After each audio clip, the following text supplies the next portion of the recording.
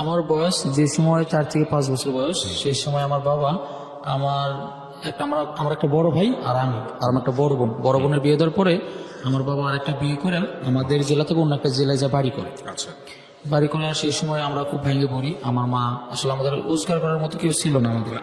আপনার যখন বাবা বিয়ে করছে তখন আপনি বয়স কত আপনার? আমার বয়স 5 থেকে 6 বছর হবে। 5 থেকে 6। আপনি বুঝতেন বিষয়টা যে এরকম একটা প্রবলেম হচ্ছে? আমি এরকম ভাবে বুঝি না। বোঝে নাই।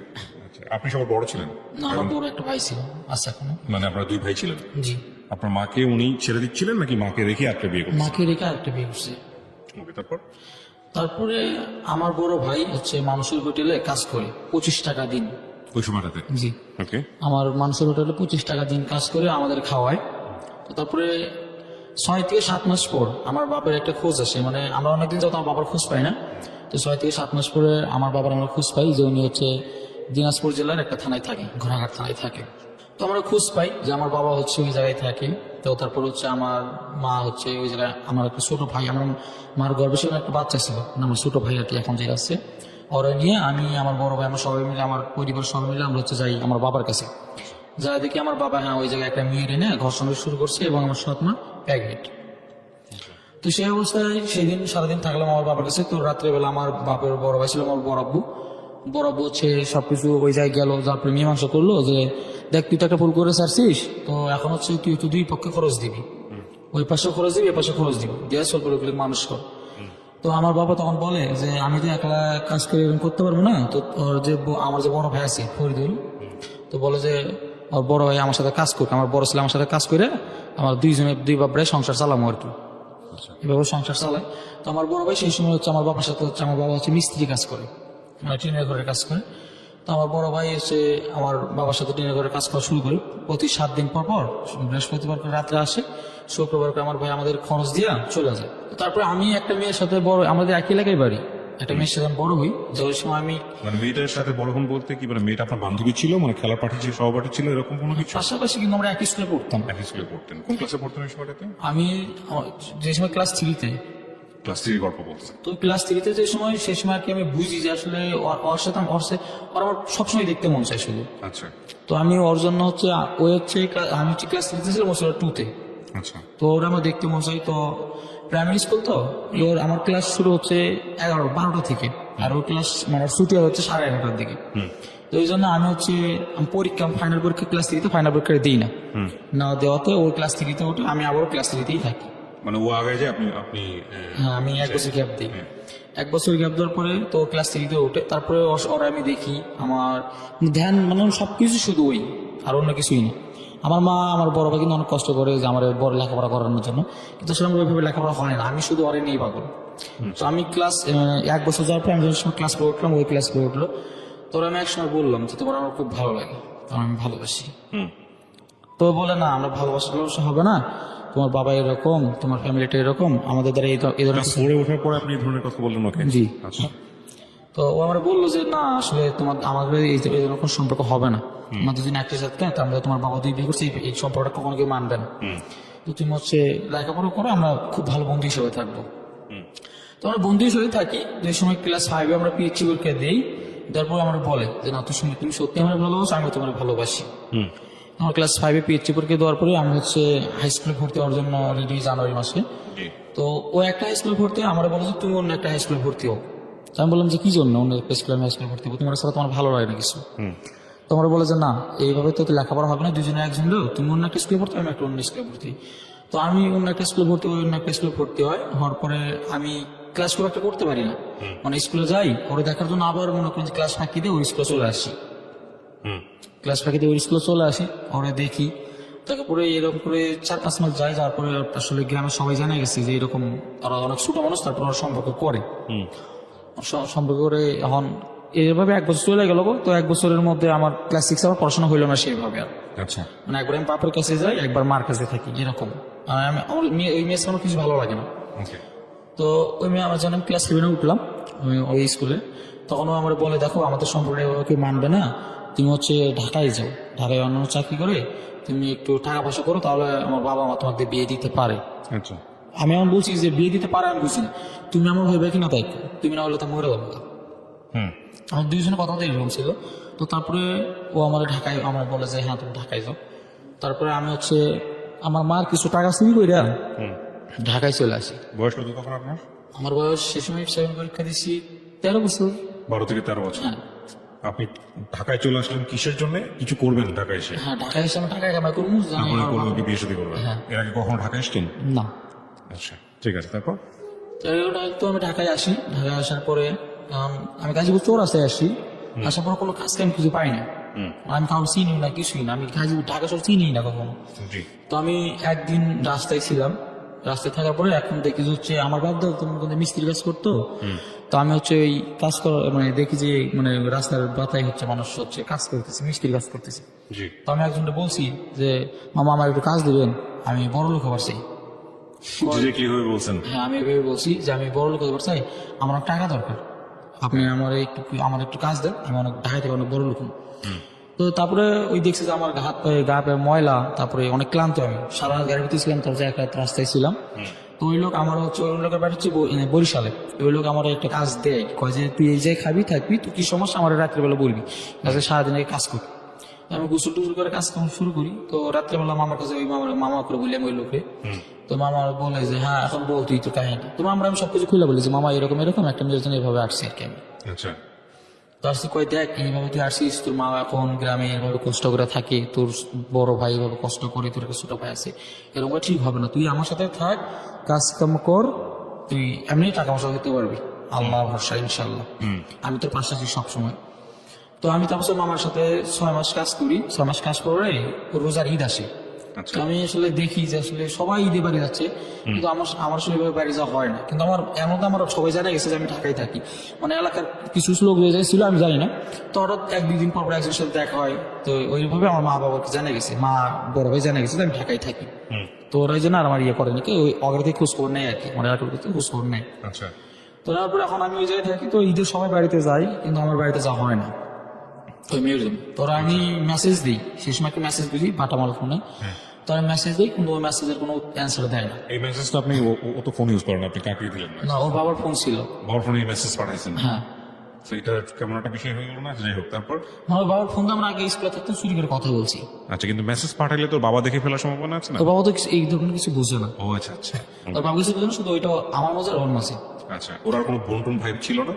হ্যাঁ, ওনার একটা বড় ভাই ছিল, ও হচ্ছে এখনো গাউসিয়া থাকে ঢাকায়। তো ও বুঝবে না বিষয়টা? ও দেখে না, উনি তো মনে অনেক আগেই ঢাকায় থাকে। হ্যাঁ, মানে ও শুধু একাই বাড়িতে, আচ্ছা। আর কেউ নাই। আচ্ছা। তো ওর আমি মেসেজ দেয়, ওগুলো অ্যান্সার দেয় না। পরে আমি ঈদে বাড়িতে যাই। ঢাকাতে আসার কতদিন পরে ঘটনা এটা? 6 মাস পর। 6 মাস একটু বাড়িতে জানি নাই? না, 6 মাস আমি বাড়িতে জানি, শুধু এলাকার লোকের সাথে কথা কি বলছি। করতেন আপনি ওই সময়টাতে, ওই 6 মাস ঢাকাতে? আমি ওই সময় মিস্ত্রির কাজ করতো, ওই যে মামার সাথে কয় টাকা পরিচিত। পেতেন? আমার ওই সময় মামা কোনো টাকা পয়সা কিছু দেয় নাই, আমার খাওয়া আছে। শুধু শিখতেছেন, লেখাপড়া ছেড়ে এখানে চলে আসছে? হ্যাঁ, লেখাপড়া চলে আসছি, শিখতেছি।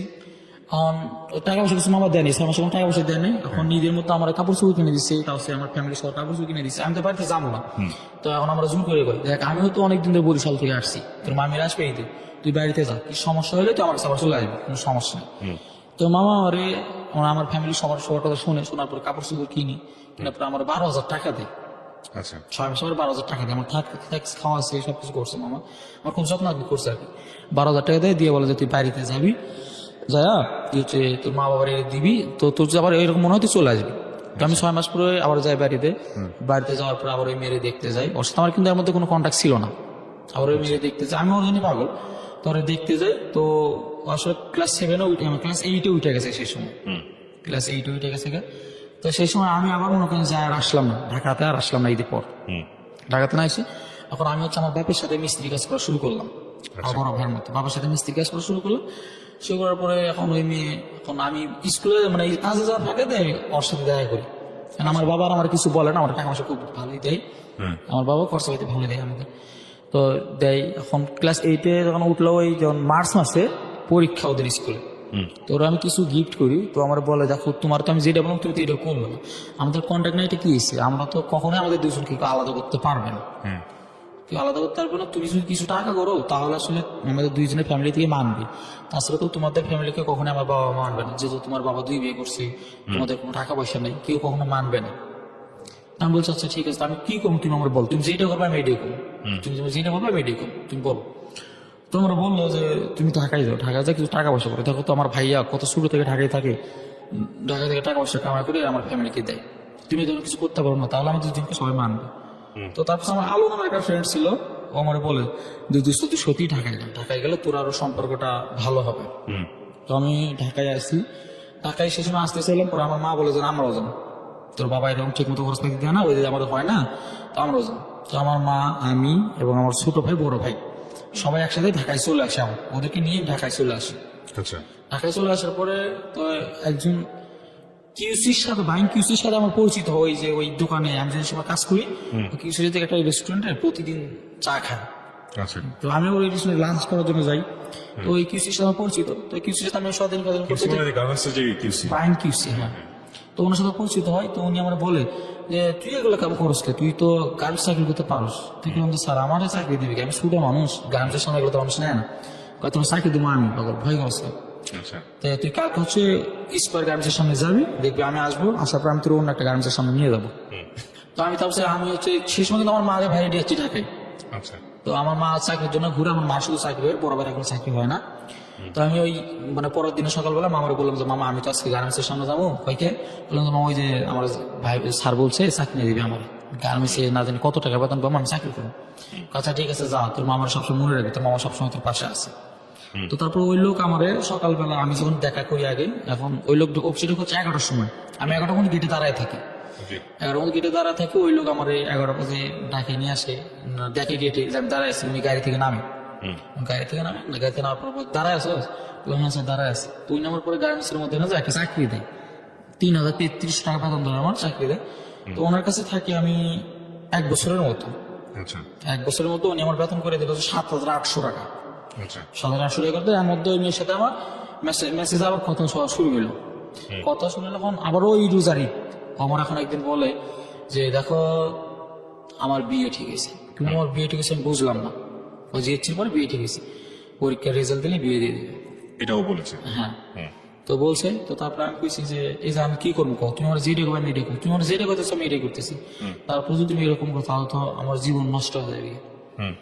তো ওর আমি রোজারি দিয়ে বাড়িতে গেলাম, পরে আমাদের সবাই নিয়ে বাড়িতে যাওয়ার পরে দেখি ওর বাড়িতে অনুষ্ঠান, ওর বিয়ে। তো আমি খুব একটা বাড়িতে থাকি না, তো সে সময় আমাদের বাড়ির আশেপাশে কিছু ছেলেবেলে থাকে যারা হচ্ছে ঘুমের ট্যাবলেট খায়। তো ওই ঘুমের ট্যাবলেট গুলো আছে, তো আমার এলাকার পাশে হচ্ছে ছেলেগুলো ওগুলো খায়, নেশা করে, আর আমি সব বুঝি না। তো আমি আসলে ওর বিষয়ে আমার খুব খারাপ লেগেছে, মানে আমার কেমন জানি লাগতেছে, আমি যেন মরে যাবো এরকম আমার পরিস্থিতি। তো আমি হচ্ছে একজনকে বলি যে ভাই আমার কিছু কর, আমার মায়েরা ফেলা তুই, তাছাড়া আমি বাসন মাত্র বাসন না। পরে ওই আমার কিছু ঘুমের ট্যাবলেট দেয়, তো আমি ঘুমের ট্যাবলেট খাই। এখন খাওয়ার পরে দেখি যে হচ্ছে মানে ঈদের দিন, আমি ঈদের আগের দিন রাতের বেলা খাইছি, তো দেখি যাচ্ছে ঈদের পরের দিন সকালবেলা আমি ঘুম থেকে উঠছি, আমার বাড়িতে সবাই কান্দাকাটি, ঈদ তর্কে করেন ওইভাবে করেনি, কান্দাকাটি। তো ঈদের একদিন পরে আমি ওইভাবে উঠলাম, দেখি আমার শরীরে স্যালাইন, তারপর আমার অন্য জায়গায় মানে স্যালাইন আছে, গোপনীয় জায়গায় স্যালাইন আছে। তো দেখ ওর এখন গায়ে হলুদ ছিল, আর বিয়ের পর দিন গায়ে হলুদ। আচ্ছা, তো ওর গায়ে হলুদ আমি সহ্য করতে পারবো না। তো আমার একটা ফ্রেন্ড আছে, ও আমার যাবে না, আমার ফ্রেন্ড আছে, ও আমার বললো চল ঢাকায় যাই। আমি ওর সঙ্গে কান্নাকাটি করলাম, ওই বলে যে তাকে এভাবে জীবন নষ্ট করে নাই, তুই ঢাকায় চল। পরে আমি সহ্য করতে পারবো না, পরে আমার ওই ভাইটা আমার নিয়ে আসে ঢাকায় নিয়ে আসার পরে আমি মৌসাক মানে গাজীপুর মৌসাকে আমি ওর সাথে এক রাত থাকি। থাকার পরে আমি হ্যাঁ, তো আমি আমার স্যারের কাছে কল দিই, স্যার আমার সবকিছু নষ্ট হয়ে গেছে। তো আমার স্যার আমার বলে দেখ তোর কত টাকা লাগবে তুই আমার কাছে চলে আমি দেখবো। সেই সময় ওর স্যার থাকে হচ্ছে মিরপুর 2 শিয়ালবাড়ি কবরস্থান, এটা মানে কিউসি। উনি আমার ডাকি, তো আমি ওনার কাছে আসি, আসার পরে উনি আমার বলে দেখ অনেক কোনো সমস্যা নাই, তুই হচ্ছে ইয়ে কর, তুই টাকা পয়সা কামাই কর, ওর ভালো মেয়ে দিয়ে আমি তোর বিয়ে দিই। তো আমি আমার সান্ত্বনা দিয়ে আমার 2-3 ঘন্টা রাখি, রাখার পরে আমার 1000 টাকা দেয়, যে কাজে যা বাইরে থেকে তুই যেটা মন চায় এটা করে আবার বাসায় চলায়, বাসায় চলে আসি, তুই আমার কাছে থাকবি, আমার কাছে খাবি, আমার কাছে সবকিছু করি, মনে করবি আমি তোর বাপ, এটা চলাফেরা করবি। হ্যাঁ, আমার সাথে চলাফেরা করবি, তুই যদি চাকরি করতে না গেছে আমি তোর স্কুলে ভর্তি করে দেবো, তুই জীবনটা সুন্দরভাবে চালা। আচ্ছা, তো আমি আসলে ওই যে আমি যে ঘুমের ট্যাবলেট খাওয়া শিখছি শেষ সময়, তো আমি চৌরাস্তাতে অনেক মেয়েটার যে বিয়ে হয়ে গেল আপনি বাড়িতে গেছিলেন বেটা আটকানোর জন্য বা দেখার জন্য? না, আমি ওর হাসির জন্য আর কি যাইনি, ও আমার বলছে যে আইসেন লাগবে। আচ্ছা, ওকে। তো মেয়েটার নাম কি ছিল? পাখি। পাখি, ওকে। তারপর তো আমি আসি, তো আসলে আমি চৌরাস্তা যাই, আমি ঘুমের ট্যাবলেট খুঁজি, তো পাই না, 2-3টা ফার্মেসি রেগুলার খেতেন প্রতি রাতে? হ্যাঁ, ওর মানে যেদিন থেকে ওটা শুরু হয়েছে ঈদের দিন, একদিন আগে না খেলে ঘুমতো না? না, না খেলে আমি ঠিক থাকতে পারতাম না। হুম। তো তারপরে আমি হচ্ছে চৌরাস্তায় যাই, যাওয়ার পরে আমি অনেক ফার্মেসিতে খুঁজি, ট্যাবলেটটা পাই না। পরে একটা ফার্মেসিতে পাই, তো আমার দেয় না। তো আমার হাত পা ধৈর্য হলেও আপনার ট্যাবলেট নিচ্ছি। আচ্ছা, নেওয়ার পর আমি 2-3টা ট্যাবলেট নিয়ে গুঁড়া করে ওই স্যারের বাসায় এসে খাইছি। খাওয়া দাওয়ার পরে দেখছে এটা? হ্যাঁ, না স্যার দেখেও তো খেতে দিতে না কখনো না, স্যার আমাকে খুব ভালোবাসতো। তো আমি খাইলাম, খাওয়ার পরে হচ্ছে আমি আর কিছু বলতে পারি না। এর মধ্যে ওর গায়ে আমার বিয়ে হয়ে গেছে, কিছু বলতে পারি না। এখন আমি দেখি হঠাৎ যে আমি হচ্ছে একটা মেডিকেলে, ঘুম থেকে উঠে? হ্যাঁ, আমি দেখি একটা মেডিকেলে আমার ডান হাতে একটা স্যালাইন আছে, আমার পিছাবের দাঁতে একটা স্যালাইন আছে। আচ্ছা আচ্ছা, তার মানে আপনাকে সুইসাইডাল স্টেজে চলে গেছিলেন কয়েকটা ট্যাবলেট খাওয়ার পরে? কত মিলিগ্রামের ছিল এগুলো এক একটা? ওইটা 10 টাকা করেছিল। তো ওইটা হচ্ছে আমি কয়েকটা মিষ্টি খাই, পরে আমি দেখি হঠাৎ আমি মেডিকেল। হুম। আমার মা, আমার বড় ভাই, সবাই ওরা আমার সামনে দাঁড়ায় আছে। তো আমি আসলে চোখে যেমন মা বড় ভাই ঢাকায় থাকতো তখন? না, ঢাকা থেকে মানে ওর কথা শুনে, স্যারের কথা শুনে আসছি। এদিকে আমি 3 দিন ঘুমেছিলাম, আমি কিছু বলতে পারি না। আচ্ছা, তো আপনি ছিলেন গাজীপুরে ওই সময় স্যারের কাছে? স্যারের বাড়ি গাজীপুর তো নাকি? না, স্যারের বাড়ি তো চাঁদপুরে। চাঁদপুরে গেছেন আপনি? না না, স্যার তো থাকে মিরপুরে, স্যারের বাড়ির দেশে আপনিও ঢাকাতে, আপনার পরিবারও ঢাকাতে তখন? পরিবার বলতে মা আর ভাইও তো ঢাকাতে নাকি? আমরা তো সবাই তো ঢাকা মানে ঈদ করার জন্য বাড়িতে গেছিলাম। হ্যাঁ। তো আমি আগে চলে আসছি, ওর বিয়ে থেকে আমি আগে চলে আসছি। পরে আমি যখন হচ্ছে যেদিন ট্যাবলেটটা খাইছি, স্যার দেখছে যে আমি উঠি নাই ঘুম থেকে, তো তাড়াতাড়ি করছে, পরে বুঝছে, পরে মেডিকেলে নিয়ে যাওয়ার পরে আমার মারে ফোন দিছে, পরে বাড়ি থেকে ওরা সবাই আসছে। ওরা বাড়িতে ছিল মানে গাইবান্ধাতে ছিল? হ্যাঁ, গাইবান্ধা। গাইবান্ধা থেকে আসছে? গাইবান্ধা থেকে আসছে। তো গাইবান্ধা থেকে আসছে, তো সেই সময় আমি কিছু বলতে পারি না। এখন স্যার দেখি মানে কপালে হাত দিয়ে আছে, মানে আমার চোখ মেলার সাথে আমার ঠাস করে দিল। আপনার মার নাম্বার পেল কিভাবে আপনার স্যার? আপনার মায়ের নাম্বার বা এই নাম্বারগুলো দিয়ে রাখছিলেন আগে থেকে? না, ওই তো মনে করেন যে আমি যে মা বাইরে নিয়ে আসলাম, হ্যাঁ। সেই সময় তো স্যার আমার বাড়িতে মানে বাসায় বাজার টাজার করে দিত। আমার খুব ভালোবাসে স্যার, ও আচ্ছা আচ্ছা স্যার আমার অনেক ভালোবাসতো। ঠিক আছে, তারপর মারছেন? তারপর? তারপর স্যার আমার একটা থাপ্পড় দিল কষায়, দেয়া কয় আরাম যা, তোর আমি বলছি যে আমি তোর বাপের মতো, তুই জীবনে যা যাবে আমি তাই দেব, তো কি সমস্যা আমার বল, তুই এই ধরনের কাজ করতে চাস? জানতো যে আপনি একটা মেয়ের সাথে এরকম একটা সম্পর্ক? হ্যাঁ, এটা তো সবাই জানতো। আমি পুরো অফিসের ভিতরে আমার এই যে হাত কাটা, আমার শরীর কাটা, এগুলো শুধু এই মেয়েটার জন্যই। আমি আমার প্রত্যেকটি গেঞ্জিতে শুধু ওর নামই লিখে রাখতাম। আচ্ছা। আমার মানে প্রত্যেকটা দিন আমি ওর নাম লিখতাম। হুম। তো আমার অফিসে সবাই জানতো, প্রায় অফিসে 4000 মানুষ, সবাই জানতো যে একটা ছেলে আছে, ছেলেটা গ্রামের একটা মেয়েটা ভালোবাসে, এরকম সবাই জানতো, কম বেশি সবাই জানতো আর কি। তো তারপরে স্যার আমার এরকম করলো, পরে বিয়ে হওয়া যায়, কন্টিনিউ আমার সাথে কথা বলে, কিন্তু আসলে আমি সেই সময় ঠিক থাকতে পারি না, ওই ট্যাবলেট না খেলে আমার হয় না। আচ্ছা।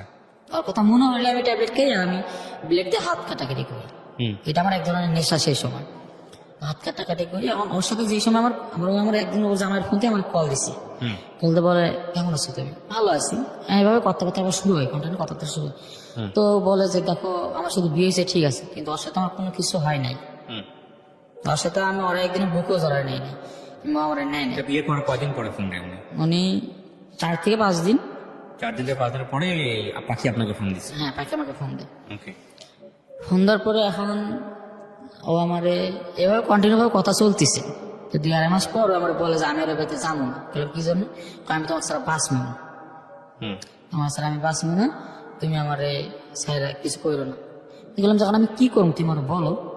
কইতেছে যে না তোমার কিছু করো না, তুমি টাকা পয়সা ঠিক মতো কামাই করো, আমাদের গ্যাঞ্জাম লাগছে, আমি বাবার বাড়িতে আসছি, আমি ওর ভাত খাবো না, যত কিছু করে আমি খাবো না, তারপরে আমি মরে যাবো কিন্তু খাবো না। আচ্ছা ঠিক আছে। তো আমি সেই সময় ওই ঘুমের ট্যাবলেটটা মানে কিছু কম করার চেষ্টা করি, মানে ওর সাথে তো রাত যায় কথা বলি, এখন আর খাওয়াটা লাগে না, খুব একটা লাগে না, মানে খাই শুক্রবার করে খাই। তো আমি খাই। এখন এর মধ্যে আমার সাথে কথা হতে হতে প্রায় 8 মাস চলে যায়। এর মধ্যে মানে আমার দাদারে আমার বাবা কোনো সময় দেখে নাই। আমার দাদা হচ্ছে 71 সালে নাকি হারায় গেছিল। আচ্ছা। তো হঠাৎ একটা নিউজ আসে যে আমার দাদা এলাকাতে ফিরে আসছে। আচ্ছা, ইন্টারেস্টিং। তারপর? তো আমার দাদা ফিরে আসছে, তো আমার বাবা আমাকে ফোন দিয়ে বলে যে বাবা তো দাদা তো আমি কখনো দেখিনি, তোমার দাদা হঠাৎ করে ফিরে আসছে, তোমার দাদা এতদিন হচ্ছে তুরস্ক নাকি ওই জায়গায় ছিল, ওই দেশে ছিল, জেলখানায় ছিল। আমি বলছি আচ্ছা তাহলে এখন আপনি কি করবেন? তোমরা দেখতে আসুন। তো দেখতে আসুন। এর মধ্যে আমার ওই পাখি আমার বলে যে দেখো তুমি হচ্ছে একটা বিয়ে করো। বলে আমি বিয়ে করবো কি জানো, আমি তো তোমার ছাড়া বাঁচবো না, তুমি তোমার সবকিছু। কেন তুমি একটা বিয়ে করো, তুমি যদি বিয়ে না করো তাহলে তোমার ফ্যামিলি থেকে বলবে যে তুই পাখিরে বিয়ে করছিস, পাখির একটা বিয়ে হয়েছিল, হ্যান তেন এগুলো কথাবার্তা বলে তুমি একটা বিয়ে করো। এর মধ্যে মানে গায়ে আমার একটা ফ্রেন্ড ছিল, ও সবকিছু জানতো যে আমি আসার জন্য এই ট্যাবলেট খাই, এত হাত কাটাকাটি করি। সবকিছু জানতো। তো আমার সবসময় বস্তু দিত যে দোস্ত এডিয়া কর। পরে আমার সাথে সবকিছু শেয়ার করলাম যে দোস্ত দেখ তো আমার কয় যে একটা বিয়ে করবো। কাজে কি করবি, দেখ গার্মেন্টসে তো অনেক মানুষই বিয়ে করে, একটা বিয়ে করে সমস্যা কি? বললাম দেখ আমি ওরাই খুব ভালোবাসি, আমি অন্য কোনো বিয়ে করবো কিভাবে? তাই তুমি কি করবে?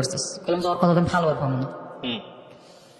তো করছে দেখ ওর সাথে আর কথা বল, ওর সাথে আমি 5-6 দিন কথা বলার পরে না ওর কথা একটাই না একটা বিয়ে করার লাগে, তাছাড়া ও কিছু করবে না কখনো, কোনোভাবে রাজি না। কোনোভাবে রাজি না। তো ওর কথা মানে ওর কথা হচ্ছে আমারও একটা আঁচল লেগেছে, তোমার একটা আঁচল লাগতে হবে, তাহলে ব্যালেন্স হয়ে যাবে। হ্যাঁ। ইন্টারেস্টিং। ওকে। তো তারপরে আমি দোস্ত দেখ ও তো হচ্ছে মানে এরকম পালামি করতেছে, তো ঠিক আছে তুই আমি তোর বিয়ে করবো। তারপরে ভালো থেকে তো থাক, আমি তোর বিয়ে করবো, কোনো সমস্যা নেই। বলার পরে আমি আরে বিয়ে করি, মানে বিয়ে হবে না তো আমার মা তো রাজি হয় না কখনই। ওরা ওই স্যার যে স্যার আমার আদর করতো ওই স্যার বুঝাইলো না, বোঝানোর পরে তার সাথে কোনোভাবে আমার বিয়ে দিল। আচ্ছা। মানে শুধু মানে মুন্সিটাকে আর কি কবুল বলে না, রেস্টুরেন্ট কিছুই না, শুধু কবুল বলে বিয়ে করাইলো। এখন আমি তো হিমারে নিয়ে বেশ ভালোই আসছি। এখন এখন আমার মনে হয় যে না তো কিছু করার পরে তো কিছু জানার পরে আমার কাছে আমার এনে ভালোই আছে। সাথে আমার 4-5 মাস সংসার হয়ে গেছে। তো ওই যে সেই সময় পাখি বলে যে এখন তুমি ছেড়ে দিও, ওটা ছাড় মুখে কয় এখন আমরা দুজন বিয়ে করবো না, আমাকে তখন ডিভোর্স হয়ে যাবে, এখন ওগুলোর কথা তো সবকিছু হয়েছে, এখন তখন আমি বিয়ে করবো। আমি আমার সবকিছু বলি দোস্ত দেখ তোর এরকম করতে কই, কিন্তু আমি তো তোরও ভালোবাসা ফেলেছি, এখন আমি কি করবো কয় তোর যেটা ভালো হয় এইটাই কর, তোর যেটা ভালো হয় এইটাই কর। তো তারপরে আমি ওরে কোনোভাবে বুঝাই পারি না, আমি পাখির আসলে কোনোভাবে বুঝাইতে পারি না। তারপরে সবকিছু খুলে বলি, বলার পর মা এখন বলে দেখ তোর যেটা ভালো হয় তুই জীবনে এটাই করবি, আমি তোর যে আমার ভালোবাসিস কিনা জানি না, কিন্তু তুই আমার সবকিছু ছিলি, আসিস থাকবি সবসময়, তুই আমার সবসময় হেল্প পাবি। হ্যাঁ। এখন তোমার বাবা মা আসলে খুব গরিব ছিল। আচ্ছা।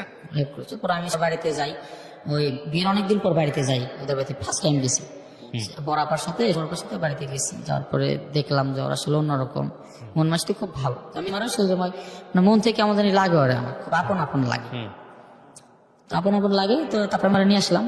তো মানে ওই পাখি আসলে কোনোভাবে মানতে চায় না এই ধরনের কথাবার্তা, আমার কথা না আমি তোমার সাথে বাঁচবো, ওই হাত কাটাকাটি করে হাত পোড়াপুরি করে এগুলো করে। সেই সময় কি অ্যান্ড্রয়েড ফোনগুলো প্রথম নামছে, তো ওই মানে আমার একটা চাচি শাশুড়ি ফোন ছিল, ওই ফোনগুলোতে আমাকে ফটো দেয় যে এরম এরম করতে।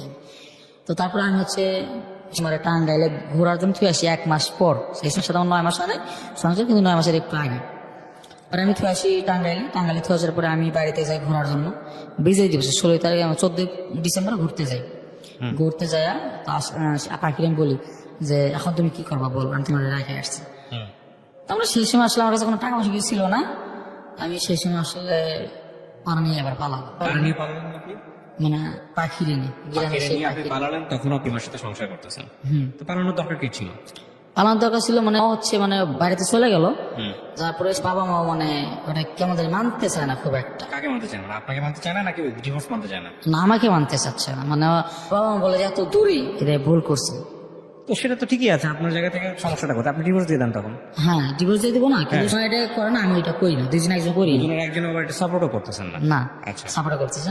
এর মাঝখানে আবার পাখির নিয়ে পালাইও গেলেন না, এর মাস এর একটা ঘটনা ঘটে গেছে, সেটা হচ্ছে কি আমার প্রেগনেন্ট ছিল, আমি সেই সময় বুঝি না প্রেগনেন্ট ছিল। ওই বাচ্চাটা আর কি মানে ওই নষ্ট করা ওই ভাবে যায় বাচ্চাটা বাড়িতে নষ্ট করছে, এটা আমার মা জানছে।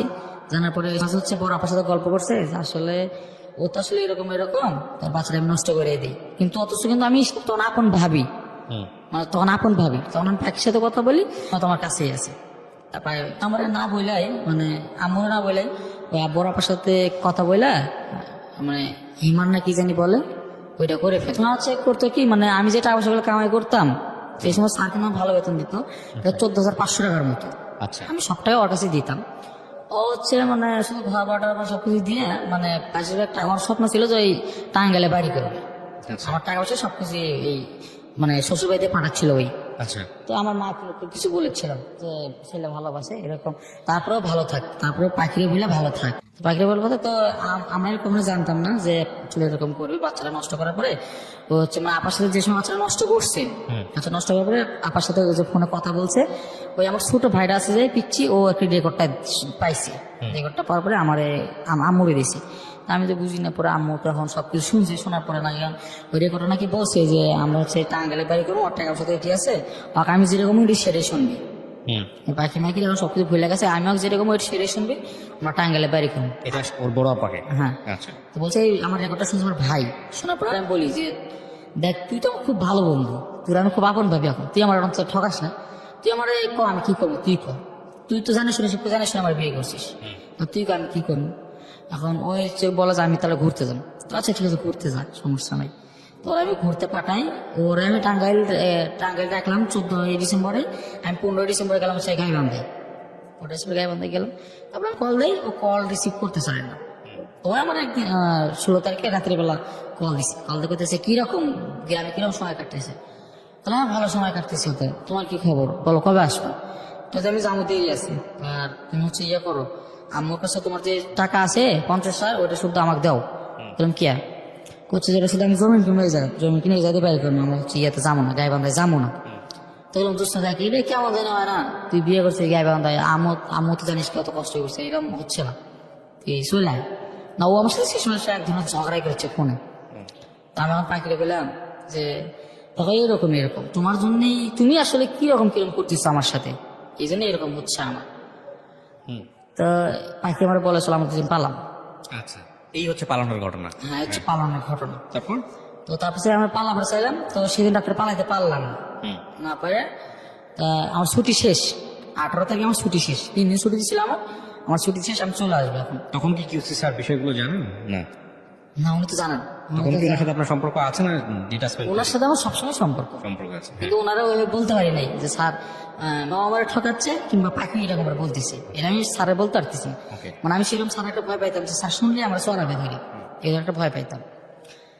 তো আমি তারপর হচ্ছে স্যারের কাছে আবার হচ্ছে ঢাকায় চলে আসছি, স্যারের সাথে গল্প করি, স্যার এখন আমি কি করবো বন্ধ, টাকা পয়সা তো অর্ধেক হচ্ছে টাঙ্গাইলে পার করছে, আর 50,000 টাকা যে আছে ওইটা শুদ্ধ হচ্ছে সীমা হচ্ছে চাইছে এই জায়গা চাইতেছে, তখন আমি কি করবো এই জায়গা, আপনি কোন আপনি যেটা করুন আমি এটাই করুন, যেহেতু আপনি আমার সবকিছু। তো কই দেখ টাকা পয়সা ভুলে ওই দিকে দেওয়া যাবে না, তোর যেটা ভালো হয় সেটাই করবি, কিন্তু টাকা পয়সা ভুলে ওই জায়গায় দিবি না, আর 2 নৌকা পাড়া দেওয়া বাদ দে, তাহলে ভালো হবে। তো স্যার আমার অনেকক্ষণ বোঝানোর পরে ওই পাখি আবার গ্রাম থেকে ফোন দেয় আমার রাতে ফোন দিয়ে আপনি যে চলে গেল, তুমি চলে গেল গা, আমরা হচ্ছে পালামো না। তো আমার সঙ্গে বাড়ি থেকে আসছি, খরচা টাকা পয়সা নাই। তো আমি স্যারে বললাম স্যার আমার কিছু টাকা দরকার, কি করবি তুই। সে সময় আমার বয়স 16 মাত্র, সে সময় বয়স মাত্র 16, আমার দায়িত্বের কিছুই হয়নি। তো স্যার বললাম স্যার আমার কিছু টাকা দরকার, কি করবি, বললাম স্যার একটু বাড়িতে যাবো ঘুরে আসবো আর কি। আচ্ছা ঠিক আছে যা, কয় টাকা লাগবে। তখন স্যার আপনি যা দিবেন, গাইবান্ধার ভাড়া 400-500 টাকা হলেই হয়। কই 400-500 টাকা হলে হবে, তো বললাম স্যার একটু বাড়ির কাজ কাম আপনার বেশি করে টাকা দিন। আচ্ছা ঠিক আছে তুই 7,000 টাকা নিয়ে যা। তো আমার 7,000 টাকা দিল, আমার কইলে যে 2 দিন পরে চলে আসবে, আমি ছুটি পাস করে দেবো, 2 দিন পর চলে আসবে। আমি আবার ওই সেদিন রাত্রিবেলায় গাড়িতে উঠি, ওঠার পরে আমি আবার পাখি না পালাই। আচ্ছা, পালানোর পরে স্যারের কোনো খোঁজ দিই না, কারোর কোনো খোঁজ দিই না। আর সে হচ্ছে গাজীপুর পল্লীবিদ্যুৎ আমার এক চাচার বাসায়, চাচার বাসায় আসি। এর মধ্যে যে মানে পাখির জায়গায় মানে বিয়ে হয়েছিল, ডিভোর্সটা কিন্তু মানে হবে কালকে, একদিন আগে আমরা পালাইছি। এই পালাইছি, তারপরে আমার চাচা তো আমার যে চাচার বাসায় আসি আমি, আসার পর চাচা সবকিছু না, চাচা আমার গালাগালি করে বলে এখন গ্রামে একটা সমস্যা হবে, কিরকম একটা বিষয় এগুলো, কিরকম একটা বিষয় এগুলো, তো এগুলো বাদ দিব না, যেটা ভালো এটা কর। তো আমরা যেটা করছি এটা কর। আমি এবার চাচার বাড়িতে চলে আসি স্যারের কাছে, স্যারের কাছে আসি ওই আমার অনেক, স্যারের কাছে আসার পরে স্যার আমার কি করে বিয়ে করে, স্যার আমার বিয়ে করায়। স্যার বিয়ে করার পরে স্যার বলে শুন, বিয়ে করে বলতে কারে বিয়ে করে? আমার পাখি, আমি যে পাখি নিয়ে চলে আসছি মিরপুর, আবার শিয়ালবাড়িতে। আচ্ছা, বিয়ে দিদির অবসরে তার আগে কি আগের বউটার কি ডিভোর্স হলো না? না ডিভোর্স তো তখন আছে আপনার সঙ্গে? না, ও তো আমার সাথে ঝগড়াই করলো, ঝগড়া পরের সাথে ওর সাথে কন্ট্যাক্ট হচ্ছে না। তো তারপর আমি স্যারের জায়গায় এসে বিয়ে করলাম। বিয়ে করার পরে এখন সব ফোন দেয় বলে তুমি কি টাকা দিবা না। তখন দেখো তুমি টাকা দেবো কিভাবে, তুমি আসো, আইসা আমাদের টাকা সেগুলোর সাথে নিয়ে আসো, আমার হচ্ছে গাইবান্ধায় বাড়ি করবো কেন, ওই কোনোভাবে না ওর কথা যে আমি টাকা চাই, ওর কথা যে আমি টাকা চাই। আমি তাকে বিয়ে করলাম। তো 8 থেকে 9 দিন পর আমার বাবা আমার ফোন দিচ্ছে দিনাজপুর থেকে। দিনাজপুর তো ফোন দিয়ে বলে যে বাবা কই তুমি, কেন যাবো, আমি তো ঢাকায় আছি চাকরি করি। কই তুমি নাকি হচ্ছে অমুকের মেয়েরে না পালাইছো। বললাম হ্যাঁ পালাইছি, বিয়ে করছি। তোর বাপ থাকলে ওগুলো কোনো সমস্যা নাই, তুই হচ্ছে দিনাজপুরে চলে আয়। তো আব্বু আমার নিয়ে যায়, নিয়ে যাওয়ার পরে সে সময় শীতের রাত, নিয়ে যাওয়ার পরে আব্বু ওই জায়গায় আবার নতুন করে বিয়ে করে আমার। ঢাকার বিয়ে আমার বাবা মানতে চায় না, ঢাকা শহরে বিয়ে গুলো আমি যাই ভালো লাগে না, আর বিয়ে করে যায়। তো রাত 3টা বাজে আমার বিয়ে করার পরে আমাদের থুই আসে হচ্ছে সাঁওতাল পাড়ায়, সেই দিনাজপুর বীরগঞ্জ থানায়। মানে আব্বু আবার হচ্ছে এক সাঁওতালের বাড়িতে থুই আসে, সাঁওতাল মানুষের বাড়িতে। আমি কাকা করে বলি বাড়িতে রাখে আসার পরে তো আমার 4-5 দিন থাকি। 4-5 দিনের মধ্যে আমার বাবা আবার কি করছে যে আমার গ্রামে মানে গ্রামে যে মাতাব্বর থাকে আর কি, মাতাব্বরদের নিয়ে আমার শ্বশুর শাশুড়ির সাথে গ্যাঞ্জামগুলো মিটাইছে। আচ্ছা গ্যাঞ্জামগুলো মিটার পরে একদিন 4-5 দিন পরে একদিন আমার হঠাৎ করে বলে যে ও এখন সবকিছু মিটে গেছে, তোমরা এখন বাড়িতে আসো, বাড়িতে এসে ভালো কিছু করে খাও, আচ্ছা বাড়িতে এসে করে খাও ভালো হবে তাই। তো হ্যাঁ আমি 4-5 দিন পরে আমরা বাড়িতে আসি। সেই সময় আসলে ছোট মানুষ তো কিরকম এরকম মানে মহাত্মা তো আর কি মানতেছে না যে এই বয়সে আমি 2 বিয়ে করলাম কিংবা ওর 2 বিয়ে হইলো, এগুলো মানতেছে না। তো আমি সেই সময় তখনও মা জানে না নাকি জেনে গেছে? না, তোমার জানে না। আচ্ছা তখন আপনি পাখিকে কি বলে বিয়ে করলেন যে আমি কিছুদিন পরে তোমাকে ডিভোর্স দিয়ে দিব বা এরকম কোনো কথাবার্তা বলে বিয়ে করছেন? না, ওর পাখিকে ডিভোর্স দিলাম কি না দিলাম এটা দেওয়ার কোনো মাথা ব্যথা। কিন্তু এটা আপনার বউ হইতে হবে, এটাই হচ্ছে কথা। আগের হাজবেন্ডকে কি বিয়ে ডিভোর্স দিয়ে আসছে? আপনাকে যে বিয়ে করছে তার হাজবেন্ডকে কি ডিভোর্স দিচ্ছে সে? ওইটা হচ্ছে ঢাকায় এসে ডিভোর্স। তখনও ডিভোর্স দেয় নাই সে? ও আপনাকে তাকে ডিভোর্স না দিয়ে আপনাকে বিয়ে করছে? না, তাকে ডিভোর্স মানে ঢাকা আমার পালে আসার পরে ডিভোর্স দিয়েছে, দেওয়ার পরে আমরা বিয়ে করছি। মানে আপনি বিয়ে করার আগেই মেয়েটাকে ডিভোর্স দিছে? মানে পাখি কি বিয়ে করার আগে দিছে না বিয়ে করার পরে দিছে? বিয়ে করার আগেই দিছে। আগে দিছে। ওকে, তারপর? তো তারপর আমি আসলে বাইরে থাকে তো এইভাবে হয় না। তো তারপরে পাখি হচ্ছে আমার হচ্ছে বাবা টাঙ্গাইলতে ফোন দেয়, তোমার কথা আমি টাকা চাই। তো 2 মাস এদিকে আমার পাখির সাথে সংসার হয়ে গেছে।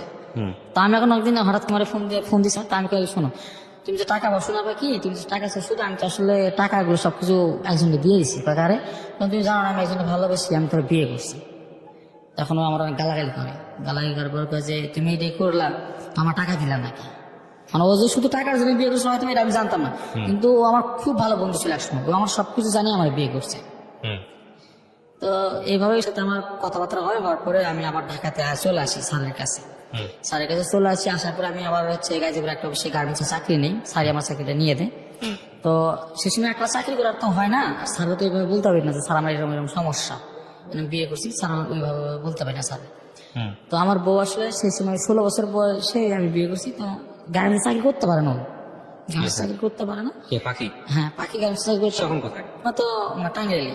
টাঙ্গাইলে ও জেনে গেছে বিষয়টা? হ্যাঁ, জেনে গেছে বিষয়, আচ্ছা। জেনে গেছে। কিন্তু আমার ওই যে আমার টাকা পয়সা গুলো সব নিয়ে গেছে, ওগুলো আমার ফেরত দেয় নাই, কিন্তু আর ফেরত দেয় না, আর টাকা পয়সা চায় আমার থেকে। তো এখন তারপর আমি পাখিরে নিয়ে এরকম অবস্থা, আম্মুর সাথে শুধু মানে কিরকম জ্ঞানজাম লাগে, মানে চাকরি করতে পারবে তো আম্মু দিয়ে একটা কথাবার্তা বলে সহ্য করতে পারে না। তো এই বিষয়গুলো নিয়ে আবার মাথা ব্যথা করে ওর, মানে পাখির মাথা ব্যথা করে। তো মাথা ব্যথা করে বমি বমি ভাব হয়। তো আমি কিছু তো ভালো না, তো আমার জন্ডিস হয়েছে। ও যে প্রেগনেন্ট, ও নিজে বলতে পারবো প্রেগনেন্ট, আমার বয়স তো ভাবে না, শুধু বিয়েই যা হয়েছে বলতে। তো আমি ওর বয়স কত ছিল, আপনার বয়স কত ছিল যখন বিয়েটা করছেন? আমি 3 সমবয়সী। তাকে বিয়ে করার কতদিন পরে পাখিকে বিয়ে করছেন? 9 মাস। 9 মাস। তার মানে 16 বছরের মধ্যে 2টা বিয়ে করে ফেলছেন? 17 বছরের মধ্যে। 17 বছরের মধ্যে, হ্যাঁ। তো তারপরে আসলে আম্মু হচ্ছে যে আলট্রাসাউন্ড বলে ওইটা করছে। আল্ট্রাসাউন্ড? হ্যাঁ, ওইটা করার পরে দেখে যে না, পাখি প্রেগনেন্ট না, ওর জন্ডিস হয়েছে। ডাক্তার ঢাকার গাজীপুরে ডাক্তার বলে জন্ডিস। আমি 6000 টাকা দিয়ে পাখিরে পাঠাই দেয় বাড়িতে, আমার শ্বশুর বাড়িতে। আসলে আমার শ্বশুর শাশুড়ি শুধু সবসময় বলতো যে হচ্ছে তোমরা কিছু করো, তোমরা কিছু করো তাহলে ভালো হবে। তো আসলে আমি কি করবো, আসলে সঞ্চয় ছাড়া তো কোনো কিছু সম্ভব না, সবকিছু করতে গেলে সঞ্চয় লাগে। তো আমি আসলে পাখিকে 6000 টাকা দিয়ে বাড়িতে পাঠায় দেয়, ও আমার টাকা দিয়ে জন্ডিসটা ভালো হয়। তারপর আমার কিছুদিন 1 মাস পরে কল দেখো, দেখো আমাকে তো জন্ডিস না, একটা খুশির খবর আছে। কি খুশির খবর? হচ্ছে তুমি আব্বা হবা। আমি আত্মহারা। কি করলাম, আমার বড় ভাই আছে, আমার বড় ভাই কিন্তু আছে, আমার বড় ভাই কিন্তু বিয়ে করে নাই। আমার বড় বিয়ে করে, এদিকে আমি বিয়ে করছি, আমার বউ প্রেগনেন্ট। তা আমি খুশিতে বাড়িতে গেলাম, তারপর আর বললাম তো কথা আমি ওখান থেকে ঢাকা থাকবো না, আমি আব্বুর সাথে কাজ কাম করে খামো। তো হচ্ছে এইভাবে আমাদের সংসার ভালো চলবে, আব্বু 4-5 টাকা দিন তো এইভাবে ভালো চলবে। তো এখন ওই বাড়িতে থাকি, বাড়িতে থাকবো না, সে সময় আসে প্রেগনেন্ট।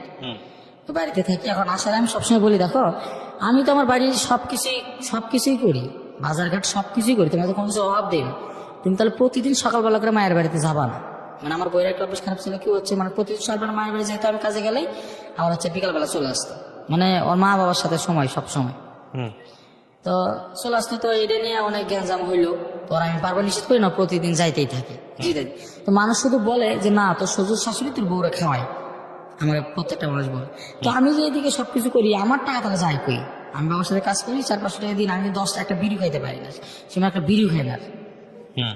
তো তারপরে আমার শুধু এটা বলে, তো আমি সবকিছু বাদ দিয়ে ওর সাথে আমি একদিন ঝগড়া করি, দেখো তোমার আমি বারবার বলি যে এবারে জানো তুমি, তারপরে যাও। হয় হওয়ার পরে এরকম হওয়ার পরে যে সময় হচ্ছে আসলে হচ্ছে 9 মাস, 9 মাস ছিল। তো এই সময় আসলে বলে দেখো প্রত্যেকটা হচ্ছে মেয়েরই তো সন্তান প্রথম হচ্ছে বাবার বাড়িতে হয়, তো আমি হচ্ছে তার বাবা বাড়িতে একবারই যাই, তারপরে তুমি সবকিছু করবে, কোনো কিছু হবে না, তুমি সবকিছু করবে, বাচ্চার উপরে চলে আসবে। ঠিক আছে যাও, সমস্যা নেই। কিন্তু কেউ নিতে আসে নাই, আচ্ছা। কেউ কিন্তু নিতে আসে নাই। তো সেই সময় গেলাম, যাওয়ার পরে ওই পাখির বাড়িতে গেল।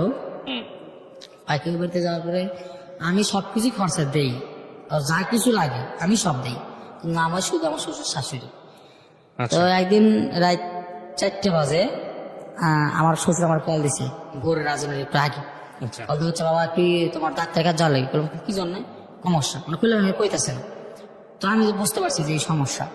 তো আমি হচ্ছে বৃষ্টি হচ্ছে, সেটাতে খুব বৃষ্টি, ডাক্তার আমি ডাক্তার বৃষ্টিতে ভিজা, ডাক্তার ডাক্তার এসে ওই ভাই আবার খুব ভালো ডক্টর, জি। মানে গ্রামের সবার খুব ভালো সেবা করে।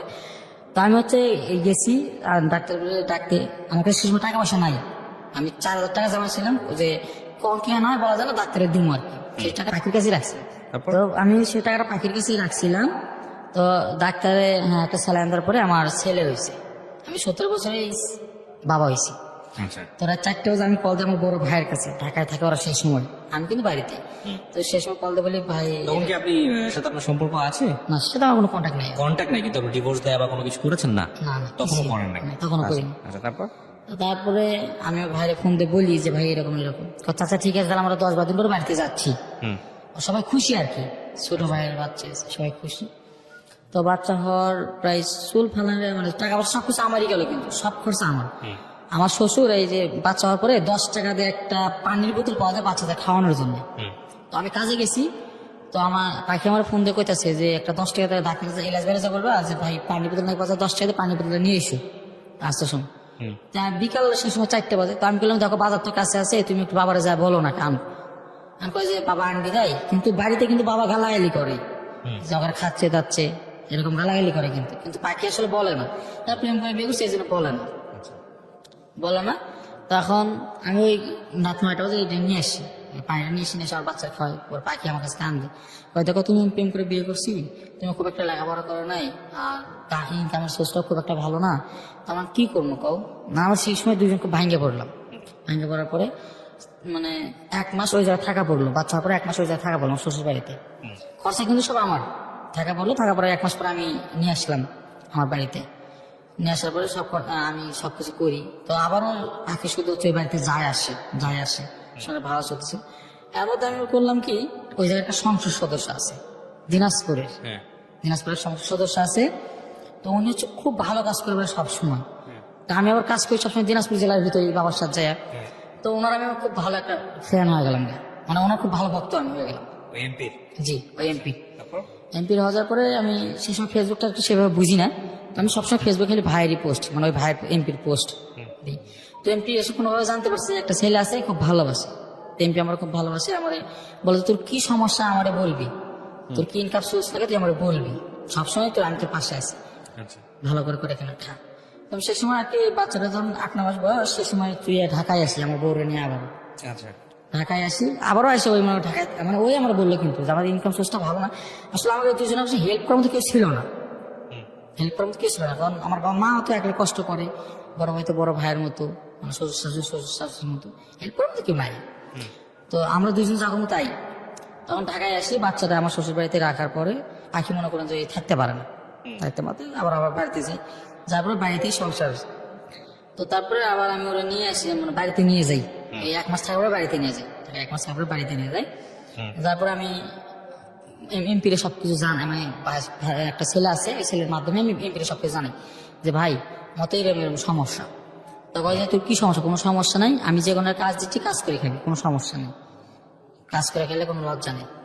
তো উনি আমার কাজ কাম করতে দেয়, আমি আমার বাবার সাথেও কাজ করি, ভাইয়ের কাছে করি, ভাই আমার খুব ভালো টাকা দেয়, সে সময় ভালো চলতেছিল, ভাই আমার খুব ভালো টাকা দেয়, মানে বাবার সাথে কাজ করেছে, আমি মনে করেন যে ভাইয়ের যে একটা পোস্ট দিই, ভাইয়ের এই কথা বলি ভাই আমার খুব ভালো টাকা পয়সা দেয়, তো ভালো চলি।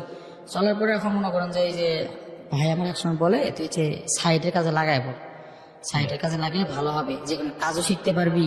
আর আমাদের তো এমপি তো সবসময় থাকবে না, আমি তো সবসময় থাকবো না, তুই তো একটা কিছু করে খাইতে হবে। তুই একটা কাজ কাম শিখেন, যে কাজ কাম করে তুই সারা জীবন চলতে হবে, খাইতে পারবি। আমি তো সবসময় বেঁচে থাকবো না, তো বোঝাই। তো বোঝানোর পরে আমার বাবার সাথে আবার সেই সময় কাজ করি, ভাইয়ের কাজে করি, দুজনের কাজে করার পরে এখন ওই সে সময় একটু বেশি টাকা ইনকাম হয়। আচ্ছা এখন ওটাই আমার শ্বশুর শাশুড়ি মাথায় ধরে গেছে, হ্যাঁ ভালো টাকা কামাই করে এখন এমপির কাছেই থাক, আচ্ছা এমপির কাছে থাক, ওদের কথা ওইটা। তো তারপরে আমি হচ্ছে এরকম চলতেই আছে, আমাদের চলতেই আছে। তারপরে পাখি আবার আমার বলে যে চল আমরা ঢাকাতেই চলে যাবো, শুধু আমাদের জ্ঞানজাম চলতেই ছিল, তখন কার সাথে যোগাযোগ নাই আপনার? না কোনো কন্ট্যাক্ট নেই। আচ্ছা। তো ঢাকায় আসার পরে এখন আমার বলে, পাখি বলে যে তোমার আগের বড় ডিভোর্স দাও, তোমার এটা তো গেছে বাধ্য, তোর কথা বাধ্য, না ডিভোর্স দাও। তোর ডিভোর্স দিলাম আমি, আচ্ছা, কাগজ কলমে ডিভোর্স দিলেন? হ্যাঁ কাগজে কলমে সেই সময় ডিভোর্স দিলাম, অনেকদিন পর, বাচ্চা প্রায় 1 বছর হয়ে গেছে সেই সময়। তো ডিভোর্স হওয়ার পরে এখন আমরা এই গার্মেন্টসে কাজ করবো না, এই সময় আর কি আমার শ্বশুর শাশুড়ি কল দিয়ে মানে আমার বউরে বারবার বোঝায় যে তোর কাজ কাম করার দরকার নাই, তুই বাড়িতে চলে আসবি, খেলে বুঝি না খেলেও বুঝবি, মানে ওরা আর কি ভাত খাওয়াবে না এরকম ওদের কথা। আচ্ছা, কেন খাওয়াবে না? হ্যাঁ এই যে আসলে আমার মনে করেন যে আমার যে বাড়ির জায়গা আছে ঠিক আছে, কিন্তু বাড়ি করে দেওয়ার মতো কেউ নাই। বাবা তো 2 বিয়ে করছি, মানে আসলে হেল্প করার মতো কেউ নাই, যে মানে কোনো একটা শক্তিশালী যে কাজ করে খামু, এই কাজটা আমি পারি না। আচ্ছা ঠিক আছে, তারপরে কি হলো? ওকে বলতেছে বাড়ি চলে আসার জন্য। বাড়ি চলে আসার জন্য। তো এইভাবে একদিন রাগারাগি হয়, রাগারাগি হওয়ার পরে আমি হলো 2টা চর মারি। দেখো আমরা যদি ঢাকায় থাকি, যদি গার্মেন্টসও করি, তারপর 2-1 বছর পর আমরা ভালো কিছু করতে পারবো, বাড়িতে ভালো কিছু করে খাইতে পারবো। তো তুমি এরকম করো বারবার, তোমার তো কয় বছর বিয়েছে, কয় বছর ঢাকায় নিয়ে আসলাম, এরকম রাগারাগি হয়। রাগারাগি হওয়ার পরে ও কি করে বাড়িতে চলে আসে রাগ করে, মানে আমাদের একজনের সাথে বাড়িতে চলে আসে, বাড়িতে চলে যায়। তারপরে সেই সময় ওদের অনেক গ্যাঞ্জাম হয়। এখন ওই বাড়িতে যাওয়ার সাথে ওর মা কি করে, ওরা আর আমার কাছে আসতে দেয় না, আমার সাথে কোনো কন্ট্যাক্ট করতে দেয় না। কিন্তু ও যে সময় ফোন পায় হাতে, সেই সময় আমার মেসেজ করে যে দেখো এই ধরনের সমস্যা, আব্বা মা বলে তোমার ডিভোর্স দিতে, তোমার ইয়ে নাই, তোমার ডিভোর্স দিতে বলে, তোমার ডিভোর্স দিতে বলে। আমি বললাম তুমি কি করবা করো, বলছে আমি কি করবো, তুমি আমাকে যেটা করবো আমি এটা করবো, তুমি আমাকে একবারে এই বাড়িতে নিয়ে যাও, আমি আর কখনো এই ধরনের ভুল করবো না, একবার খালি তোমাকে বাড়িতে নিয়ে যাও। তো তারপরে আমি বাড়িতে যাই, বাড়িতে যাওয়ার পরে আমি হচ্ছে মানে বিষ খাইছিলাম। বিষ খাইছেন? হ্যাঁ, ওর আমি আসতে বললি ও আসে না, আর আমি বলছি তুমি একলাই আসো, তোমার বাড়িতে গেলে গ্যাঞ্জাম করবে না, তুমি একলাই আসো, নাহলে বলো আমি নিয়ে আসতেছি, তুমি যেটা করে এইটাই। এখন ও মনে করছে আমার বিষের বোতল দেখাইছিল, দেখানোর পরে কি করছে, ওর চাষি ওর থেকে কায়রা নিয়েছে, ওর হচ্ছে আসতে দেয় না, ঘরের দরজা দিয়ে রাখে, এইদিকে আমি মনে করছি একটা বাজার থেকে বিষের বোতল কিনে এসে বিষ খাইলাম। বিষ খাওয়ার পর আমার একটা ফুফাতো ভাই আছে, ও আমার মেডিকেল নিয়েছে, মেডিকেলে নিয়ে যাওয়ার পরে সবকিছু অন্যরকম হয়ে গেছে। তো এই ঢাকা থেকে আমার মা বাবা সবাই, মা ভাই সবাই গেছে, যাওয়ার পরে আমার অনেক কিছু হয়ে গেল, অনেক গ্যাঞ্জাম আর কি। তারপরে গ্রাম্য শালিক যেটা হয়, গ্রাম্য সালিশ হলো, তো আমার শ্বশুর বলে যে না ডিভোর্স দিয়ে নিবে। আচ্ছা, ডিভোর্স দিয়ে নিবে। তো এখন ও তো মনে করেন ডিভোর্স দিবে না, কিন্তু আমার শ্বশুরের কথা ডিভোর্স দেওয়াই লাগবে। ওরও আমার একদিন পরে মেসেজ করছে একটা, দেখো আব্বা হচ্ছে কাল রাতে আমার মাথায় কোরআন শরীফ তুলে দিছে, কোরআন শরীফ বলছে তোমার যদি ডিভোর্স না দেয় তাহলে আব্বা আত্মহত্যা করবে। কিছু নেই, আসলে তোমার বাবার সমস্যাটা কি, কয়ে যে আমাদের ভালো কোনো ইনকাম সোর্স নাই, এই জন্য। তারপর আমি বললাম যে এখন তুমি কি করবা, কয়ে যে আব্বা যদি মরে তাহলে আমি কি করবো, কিন্তু আমার মাথায় কোরআন শরীফ তুলে দিচ্ছে, তা আমি কি করবো কও। তো এখন এই জন্য কথা হতো, তো আমি ঢাকায় চলে আসি, রোজাইতে পর ঢাকায় চলে আসি। ঢাকা চলে আসে 1 মাস 1.5 মাস বসে থাকি, 1.5 মাস পর কোরবানিতে বাড়িতে যাই। তো গ্রাম সালিশ আবারও হয়, কিন্তু ওরা মেয়েকে আসতে দিবে না, কোনোভাবে মেয়েকে আসতে দিবে না। তো তারপরে মনে করেন যে আমি হচ্ছে আমার হচ্ছে একটা লোক ছিল বগুড়ার শাহজাহানপুরের, উনি হচ্ছে ঠিকাদার। তো উনি হচ্ছে আমার গল্পটা সবকিছু জানে, মানে ওই যে একজন ওর সাথে গল্প করছে আর কি, বলছে ওর শুধু সারাদিন শুধু অবহেলায় পাওয়া যাচ্ছে, ওর আসলে খুব ভালো একটা ইনকাম সোর্স নাই থেকে ওই সারাদিন শুধু অবহেলায় পাওয়া যাচ্ছে, প্রথম বই এরকম করছে, তারপরে এইটাও এরকম। তো ওই ভাই আমার বলছে, ওই ভাই আমার একটা কাজ দিল, সাইটের কাজ। সাইটের কাজ দিল, তখন সাইটের কাজ দেবো, সাইটের কাজে আমি থাকি ওই দিনাজপুরের বিরামপুরে, হাকিমপুরে, তারপরে ঘোড়াঘাটে, 3-4 থানায় থাকি আমি। থেকে কাজ কাম দেখি, তোমার টাকা পয়সা দিই। কিন্তু ওই জায়গায় কথা হচ্ছে কি, না কাজ কাম দেখো, টাকা কামাই করে, কিন্তু বনে থাকা যাবে না, রাত হলে ওই জায়গায় থাকা লাগে। ওই জায়গায় থাকা লাগে, কিন্তু আমি তারা খুব ভালোবাসি, আমার সাথে থাকতে পারি না। এমনি এই 3-4 মাসে আমার মনে করেন অন্যরকম অবস্থা হয়ে গেছে। এদিকে আমার ছেলেও ওই বাড়িতেই। হুম তো তারপরে আমি হচ্ছে আমাদের সবকিছু ঠিকঠাক ছিল। তো আমি 1 মাস পরে আমার চাচা আমার কল দিছে, কল দিয়ে হচ্ছে বাবা দেখ অনেক কারেন্ট হয়ে গেল, বিশ্ব খালো বউ এঁকে। আমার বউ আবার কি করছে মনে করেন যে এই যে হাত এই জায়গায় হচ্ছে লোহাতে পুড়ছে, পুরে আমার নাম লিখছে, তো বুকে পুরে আমার নাম লিখছে। 2-3 জায়গায় পুড়ছে খালি, মানে ঘর থেকে বেরোতে পারি। বাচ্চাটা কখন কথা? বাচ্চাটা তখন শ্বশুর বাড়িতে, শ্বশুর বাড়িতে ও শুধু এরকম পাগলামি করছে, রাস্তায় দিন এরকম পাগলামি করছে। পাগলামি করছে। এখন আমার চাচা আর কি করলে 1 মাস পরে আমার শ্বশুর শাশুড়ি ভালো করে বুঝাইছে, বোঝায় এখন এক শীতের রাতে মানে রাতে আমার ফোন দিছে 11টা বাজে। ফোন দিয়ে চাচা আমার সব কিছু করলো, বাবা তুই কালকে রাত্রে কাজ করে চলে আসিস, তো জ্ঞান জানা মিটে দেবো কালকে রাতে। আর তখন হচ্ছে আমার সবাই ঢাকায়, মা বড় ভাই সবাই ঢাকায়। তো আমি সেই সময় হচ্ছে ইয়ের কাছে আসি, দিনাজপুরতে চলে আসলাম রাত্রেবেলা, আজকে 9টা বাজলো। আইসা এখন আমার একটা চাচার শ্বশুর আছে, এখন উনি বর্তমান মেম্বার, উনি আমার গ্রামের পর প্রায় 3-4 দিন মিলে আমার জ্ঞান জামনা আর কি মিটালো। আছে আমি আরো একখানে হয়ে গেলাম, আমার বউ আর আমি একখানে হয়ে গেছি। ওই জানার পরে এখন 1 মাস ওই যে কাজ করার পর আমি সবকিছু খুলে আমাকে বললাম দেখো ওই কাজটা যতই করি হচ্ছে এই ধরনের মানে বউনাতে থাকা যায় না, বউনা থাকা যায় না, এখন আমি কি করবো বলো। তখনও আমার বলে যে চলো আমরা দুজন ঢাকায় যাবো, এবার ভালো করে কাজ কাম করবো, তুমি ওখানে পাগলামি করবো, আমি ওখানে পাগলামি করবো না। দেখি টাকায় কি হয়েছে, টাকার জন্য মানুষ আমাকে চিনে না, ফ্যামিলির লোকজন এরকম করে, চলো আমরা টাকা কিছু আমরা টাকায় দেখবো। ঢাকায় যাই, তারপর আমরা ঢাকায় আসি, আচ্ছা বাচ্চারা ওই বাড়িতে রেখে আমি ঢাকায় আসি। ও তো গ্যাঞ্জাম হওয়ার পর কিন্তু আমরা নিয়ে আসলাম ঢাকায় আসি। এখন আছে আমরা, ও আবারও মনে হয় চাকরি করতে পারে না। তো 4 মাসে প্রায় 4 মাস আমি ঢাকায় থাকি, এর মধ্যে আমরা কিছু বলি না।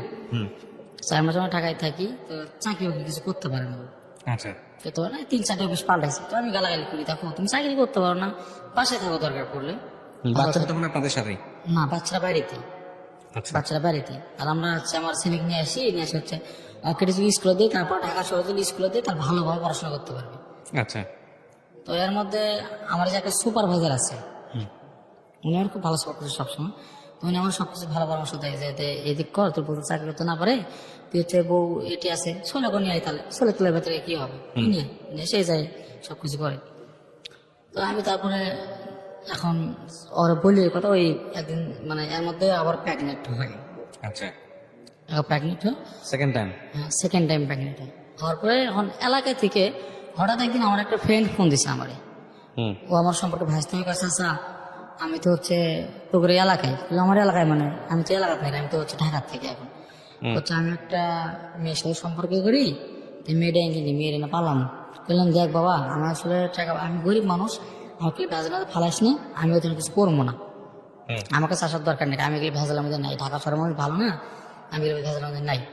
ও তারপরেও মনে করেন যে আমার বাসায় আসে, কাটতে যান ঠিকানা নিছে আমার, নিয়ে আমার বাসায় আসে, আসার পরে আমার কান্দাকাটি করে আমার কাছে, কান্দাকাটি করে। তখন আমি পরে আমার সুপারভাইজার কাছে পরের দিন গল্প করেছে, ভাই এরকম এরকম কয় যে না ভুলেও তো এইগুলো কাজ করবি না, আর যেটা ইচ্ছে সেটা করুক গা।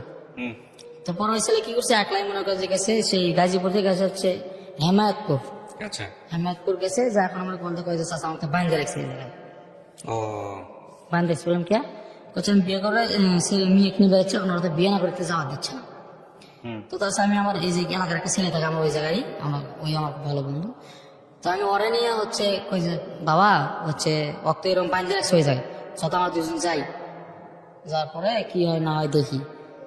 ওই জায়গায় আমরা দুজন গেলাম, যাওয়ার পরে এখন যাই দেখি যে ওরা বিয়ে না করে যাতে তো আসতে দেবে না।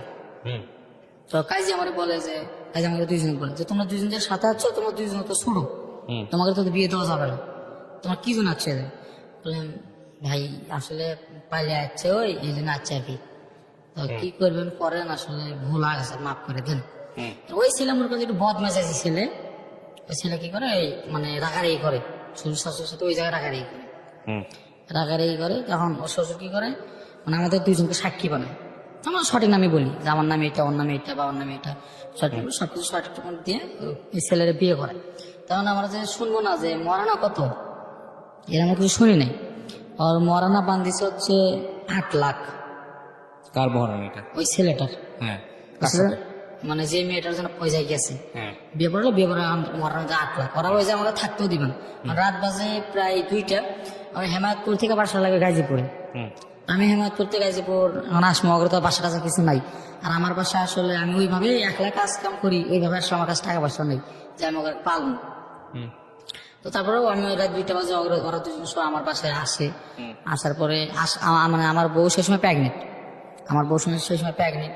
তো আমার বউ আমার বলে যে দেখো আমাদের দুজনে এত কিছু হয়ে গেল, তুমি 20 পর্যন্ত খাইলা, আমরা দুজন মোর বাড়ি গেলাম, মোর তো একটা বন্ধু আসলো না, তোমার তো কোনো বন্ধু কয় না যদি ওরা একটা ভালো একটা কাজ কাম নিয়ে দেয়, ও কাজ কাম করে খাক, এই ধরনের কিছু করে না, শুধু তোমার কাছে না গেলে আসে, তুমি এগুলো বাদ দেবা না।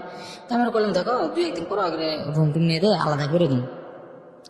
এখন তারপরে ওই ছেলের বাবা আমার কল দেয়, গ্রাম থেকে কল দেয়, আমাদের গালাগালি করে, কয় তোরাই আমার ছেলে এটা করছিস, 8-10 লাখ টাকা মরানা বাঁধিয়েছিস, সেইটা গালাগালি করে।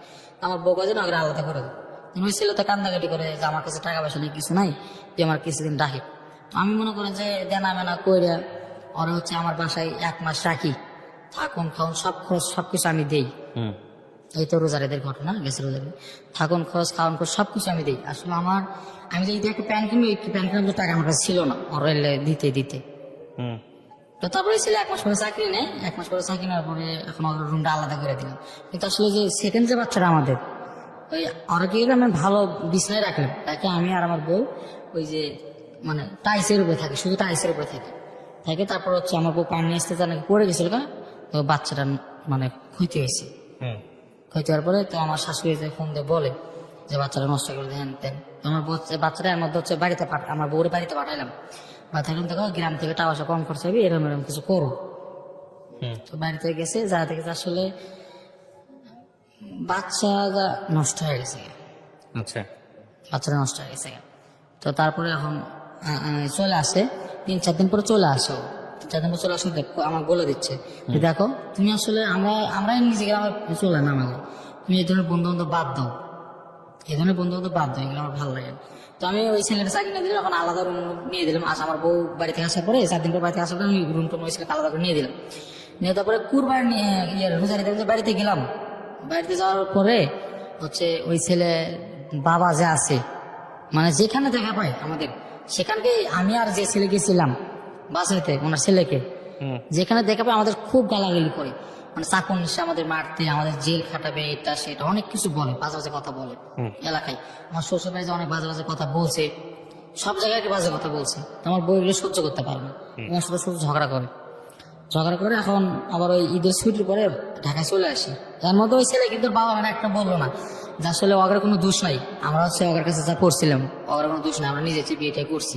ওই ছেলে কিন্তু একটা কথা বলেনি, ওই ছেলের বলছে যে না ওগের মানে কিছুই বলেনি, কি আর বাবা মা গেলে কিছুই বলেনি, মানে ও আমার একটা কেমন যেন একটা গ্রামে দুর্নাম করে দিয়েছে। তো তারপরে হয়ে যায়, তো আমি ছুটিতে ঈদের ছুটি কাটে বাড়িতে আসি। বাড়িতে আসার পরে আবার হচ্ছে কি যে আমি রাত 3টা বাজে নামছি গাড়ি থেকে, রাত 3টা বাজে নামছি। আর ওই তো যে ছেলেটা আমার সাথে গেছিল ওরে বিয়ে করাইতে, ওই ছেলে কি করছে আরেকটা মেয়ে না আমার বাসায় আসছে পাইলে। তা আমি তো গেট খুলি, দরজা খুলি না, যে আমার এই জন্য ভেজাল হয়, আমি দরজা খুলবো না, তোর সে কি করবি করার না। তো তাও আমাদের বাড়ি এলাকা হয় যে দেখ তোরা এগুলো বাদ দিই, অগ্র হচ্ছে চালু করে আজকে রাতটা রাখার পরে অগ্র হচ্ছে সরাবি, এইগুলো বাসাতে ভেজাল রাখবি না, আমরা জানি তোরা দুজন খুব ভালো, তোরা দুজন খুব ভালো আসিস, তাহলে তোদের কাছে ভেজাল আসে কি জন্য। তা আমি করছি যে আঙ্কেল আপনি তাহলে একটু মানা করে দেন, এরা যেন আমার বাসাতে না আসে। তারপরে ওরা দিন সকালে পরে আমার ওয়াইফ মানে চাকরি নিছে, চাকরি নিয়ে অ্যাপেক্সে চাকরি করছিল, অ্যাপেক্সে গেছে। অ্যাপেক্সে তারপরে আমি এদের দুইজনে কিনা বাইরে করলাম যে বাবা আমার বাসাতে চলে যা, আমি একলা চাকরি, আমারই হচ্ছে না সমস্যা, তোর চলে যা। তো চলে যাওয়ার কথা কয় আরো দুজন সহকার বিয়ে করে দিই, মানে ওই দুজনকে নিয়ে আমি আসি ঢাকা মোহাম্মদপুর। নিয়ে আসার পরে এই যে আমার একদিন থাকা লাগে, অথবা আমার বউ ওই জায়গায় একদিন হচ্ছে আমার মামির কাছে থাকে, আমার মামির বাসা আছে, আমার মামির কাছে থাকে। কিন্তু ও একদিন সারাদিন নাকা থেকে ডিউটি করে, সারাদিন নাকা থাকছে, পরের দিনও নাকা থেকে ডিউটিতে গেছে। তারপরের দিন এরা বিয়ে করলো, আমি ওগুলোর মধ্যে ভেজানো যায়নি। বিয়েটা করার পরে এখন রাত 2টা বাজে আমি হচ্ছে গাজীপুর পৌঁছেছি, পরের দিন একদিন পর রাত 2টা বাজে গাজীপুর পৌঁছেছি। এখনো আমার সাথে রাগারাগি যে তুমি এরকম করতেছ, আমার দ্বারা এগুলো হবি না, রাগারি করতেছে, মানে ভাত রাঁধুনি খাইনি, কি রে আমার অবস্থা, কান্দাকাটি করতেছ। এখন তারপরে এখন বাড়িতে যাবি, মানে আমার মা ফোন দিচ্ছে বাড়িতে হচ্ছে না, এগুলো তো বাড়িতে তোরা। আমি করছি আচ্ছা ঠিক আছে, তুমি বাড়িতে যাও তো বলি, এগুলো কাহিনী ভালো লাগে না, সারা জীবন আর কত কি করবো কও, তুমি সারা জীবন যেটা করি এটাই করি। কিন্তু আসলে তারপর তুমি মন পাচ্ছি না, আমি বলি তুমি কই মন পাবা কিভাবে, তোমার তখন ভালো কোনো ইনকামই নেই। আসলে আমি যে ইনকামটা করবো, যে কোনো একটা ব্যবসা করবো, এগুলো টাকা পয়সা লাগে। আমার তো কোনো বাপও নেই যে হেল্প করে আমার টাকা পয়সা দিবি, ব্যবসা আমার কেউ তো নাই যে আমাকে হেল্প করবে একটু। তাই আমি কই যে শোনো, আমরা তো ঠিক মতো যদি একটা বছর গার্মেন্টস করি, দুইজনে যদি মিলে যদি গার্মেন্টস করি, একজনের টাকা খামো, একজনের টাকা রাখবো, তাহলে আমরা এক বছরে ভালো কিছু করতে পারবো না। ওর কথা ওইটা না যে একলা চাকরি করো, একলা সবকিছু করা লাগে। অসুস্থ কথা এটা। তারপর আমি আমার ওয়াইফ, আমি আমি পরের দিন অফিসে চলে আসছি, অফিস খুলছে, আমি অফিসে চলে আসছি। পরে আমার মামি খুঁজছে যে মামি আপনার গাড়ি তুলে দেন, আমি বেড়ে যাবো। পরে মামি কিছু না, বাড়িতে যাওয়া হবে না, তুমি আসো করে আসে না, আমি গ্যাঞ্জাম মিটেছি বলছে। তো বলার পরে কি বলছে, আমার মামা তো ভাই ছোট, আমার মামা তো ভাই আছে আমার কাছে অনেক ছোট, আমার মামা তো ভাইরে বইলে আমার মামা তো বোনের সাথে বেরোতে গাড়িতে ওইটা জিনিসপাতি যা ছিল, আমার একটা ফোন সহ, আমার একটা ফোন ছিল, ফোন টোন সবকিছু সহ, একটা গ্যাসের চুলা বন্ধ রেখেছি, সবকিছু সহ মনে করেন যে রাগের মাথায় নিয়ে চলে গেছে। আচ্ছা, রাগের মাথায় নিয়ে চলে গেছে। পরে আমি ওরা মেসেজ করি যে শোনা ভাই তুমি রাগ করো না, আমার ভুল হয়েছে এরকম এরকম। ওরা আমার মেসেজ করে ঠিক আছে এরকম এরকম। কিন্তু মনে করেন যে ওরা হচ্ছে হঠাৎ করে একদিন হচ্ছে আমার ফোন দিচ্ছে, ফোনটা করছে কালকে না বলে আমার ডিভোর্স দিয়ে নিয়ে যাবে। আর আমি কি করবো? ওর ওয়াইফ? হ্যাঁ। কোনো কে ডিভোর্স দিয়ে নিয়ে যাবি তোমার? তো করছে যে আর বাড়ি থেকে চাপ দিচ্ছে। তোর বাচ্চার বয়স হতো তখন বড়টার? তো আমার বাচ্চা শুনে 3 বছর বয়স। তো আমি বললাম যে দেখো এইরকম কাহিনী তো করা ঠিক না ভাই, ভালো কাজ অবশ্যই পারবো, আর সঙ্গে দুজনে একসাথে কিছুদিন চাকরি করে আমার ভালো কাজ পারবো। তো সংসার চলতেছিল আপনাদের, একদম চলতেছিল না? আপনি নেশা টেশা করতেন তখন? না না, আমি তো আমরা একদম অন্যরকম। তারপর ঠিক। তো তারপর আমি চলে আসি, চলে যাই বাড়িতে। বাড়িতে যাওয়ার পরে আমার সাথে দেখা করা যায়, কিন্তু ওর বাবা মা দেখা করতে দেয় না। আর ওর বাবা মা বুঝতে পারছে যে আসলে এখনো পাখি আমার সাথে ফোনে যোগাযোগ করে, এটা বুঝতে পারছে। বুঝতে পারে ওর কাছে ফোন টোন কাহিনী নিচ্ছে, আমারই ফোন কাহিনী নিচ্ছে। কারণ আবার ওই সেম আগের মতো কাহিনী করছে। ওরে মনে করে যে ডাইকে নিয়ে গেছে, কাজী অফিসে নিয়ে যায়, আর হচ্ছে ডিভোর্স আছে, ডিভোর্সে পোস্ট অফিসের মাধ্যমে আমার প্রবত ভাইয়ের একটা দোকান আছে, মুদির দোকান গ্রামে, ওই মুদির দোকানে কাগজ পাঠাই দিছে। তো কাগজ পাঠা দেওয়ার সাথে সাথে তো আমার ভাই আমার কল দিচ্ছে, কল করছে যে দেখ তোর ডিভোর্সের কাগজ আছে। কারণ ডিভোর্সের কাগজ আমি বুঝি না, বলছে না ডিভোর্সের কাগজ আছে, তো হচ্ছে পাখি ডিভোর্স দিছে। তখন আমি ওরা মেসেজ করি, শোনা পাখি তুমি এটা কি করলা, আমার তো মনে বুক ফাটে যাচ্ছে, তুমি এটা কি করো? পরে ওখানে অ্যান্সার মধ্যে কিছু দেয় না। পরে আমার চাষি শাশুড়ি ফোন থেকেও আমার অ্যান্সার দিছে যে আমি কিছু করিনি, সবার এরম করে করাচ্ছে, এরম করছে। কন্টিনিউ কথা হচ্ছে যে তুমি একটা ভালো কিছু করো, তুমি একটা ভালো কিছু করো, ভালো একটা কাজ কাম করো, তাহলে দেখো আমার সবকিছু ঠিকঠাক হওয়া যাবে। এই ডিভোর্সের পরে আমাদের কথাবার্তা কন্টিনিউ কথা হচ্ছে, এখন পর্যন্ত কথা হচ্ছে, 3 লাখ পর্যন্ত কথা হয়েছে। এই 3 লাখ পর্যন্ত আমাদের কন্টিনিউ কথাটা হচ্ছে। পরে এই দিন বাড়িতে যাই, যাওয়ার পরে ও আমার দেখার জন্য বলে যে তুমি একটু রাস্তায় আসো, আমি একটু রাস্তায় যাই, এভাবে দেখ কন্টিনিউ কথাবার্তা হয়। পরে আমার সুমন্দিরে আমি কল দিই, মানে আমার বইয়ের বড় ভাইরে কল দিয়ে বলি ভাই এরকম এরকম, তো কি করুন? কারণ আমার সুমন্দি আমার ভাই আমার বলে যে ভাই দেখো তুমি জানোই যে আমার বাপ মা এরকম, আর আসলে টাকাটা, কিন্তু তোমার দুজন যে একসাথে যে চাকরি বাকরি করেছে টাকা করবা, এটা তো আমরা করো না, তোমাকে দুইজন সেটা তো আপনাদের নিজেদের সমস্যা, ডিভোর্স কেন দেওয়া হবে আমি বুঝলাম না। ডিভোর্স দেওয়া হলো ওই যে আমার শ্বশুর শাশুড়ি। হ্যাঁ, টাকা আজকে করতেছেন না কালকে করবেন, কিন্তু ডিভোর্স দিলে তো মেয়েটার জন্য বড় সমস্যা হবে না? মেয়েটার আগে একটা বিয়ে হয়েছিল, পরে আর একটা ডিভোর্স হয়ে গেল, এটা তো কোনো শ্বশুর শাশুড়ি চাওয়ার কথা না। আমার আসলে কি গল্প এটাই, নাকি এর পেছনে অন্য কোনো গল্প আছে? অন্য মানে কোনো গল্প তো তাদেরও কি তাহলে আমার তো জানা মতো এই ধরনের কাজ করার কথা না। যাই হোক, তারপরে কি মানে আমার শাশুড়ি আমাকে প্রথম থেকে পছন্দ করতো না, তাই জন্য তার ডিভোর্স দিতে পারে না। যাই হোক, তারপরে কি হলো? মানে তারপর হচ্ছে আমাদের কন্টিনিউ কথা তো হচ্ছে। তোমার সম্বন্ধে আমরা বোঝাই যে দেখো তুমি হচ্ছে কিছু কাজ কাম করো, কাজ কাম করে টাকা পয়সা জোগাড় করো, তো তোমাকে যখন ডিভোর্স হয়ে গেছে আমি জানি যে তোমাকে সম্পর্ক অন্যরকম, তোমরা আজ হলেও একটা মানে আলাদা থাকতে পারো না, কারো আলাদা থাকতে পারবে না, তোমাকে যতই কিছু করে রাখো আমাকে আলাদা করতে পারবে না। এর মধ্যে আমার সম্বন্ধে কথা হওয়ার পরে একদিন পরে আমার সম্বন্ধে আমার কল দিছে, কল দিয়ে করছে দেখো তোমার কালকে রাত্রে বোঝালাম আমি, এখন তুমি আমার আজকে বোঝাও। বললাম ভাই কি হয়েছে আপনার, আমার কন্ত থেকে একটু খুললাম।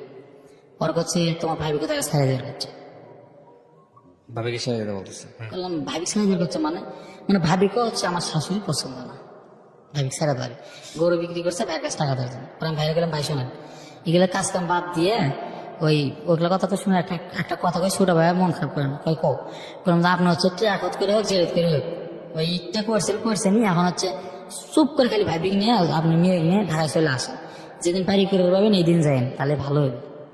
পরে আমার সময় দেন কয় ঠিক আছে, এই যে সারা জীবন কামাই করে তাটা এগুলো কাক দিলেন, এটা কি আমার হক নাই? তো বললাম ভাই এগুলো আমার কত লাভ নেই, আমি তো জিডি করছেন, আমি কি কম কন।